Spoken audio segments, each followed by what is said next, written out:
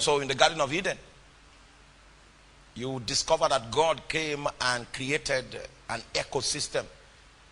He wanted to grow a life, to grow a community, an existence.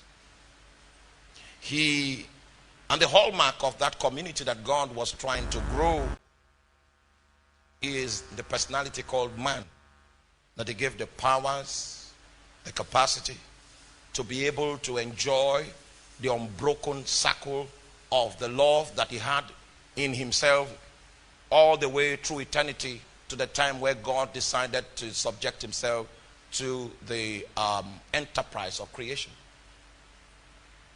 One of the dangers that was God decided to expose himself to when he created man, a free moral agent. Are you still with me? There's a danger. And the danger is because the modus operandi of man is that he's governed by a sovereign will. Man has a will that he can exercise. Angels have wills that they can exercise. Now, one of the intents of God is that God didn't want robots. For instance, are you with me?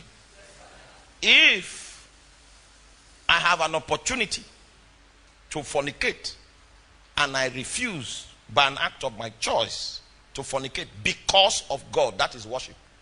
Worship is never in view if there is no alternative. Are you with me? Because somebody here might be asking, oh, pastor, how is it that God, that happens to know the end from the beginning, that knew that Adam was going to eat of the tree of the knowledge of good and evil, now decided to put that tree there? What we are not seeing is the layout of a kingdom.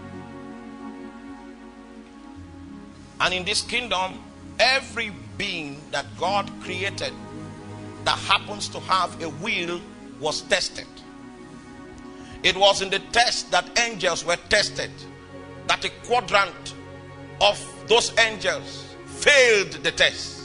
All was on the basis of a failure of a test that God gave to angels because they had a will.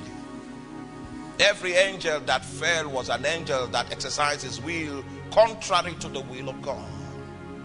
And if angels were tested, humankind also will have to be tested. And that's why that tree happens to be in the midst of the garden, so that every one of us will be placed in a position where you will have to exercise your sovereign will. What we were not told was that the direction from whence you exercise your will will determine your lines of development.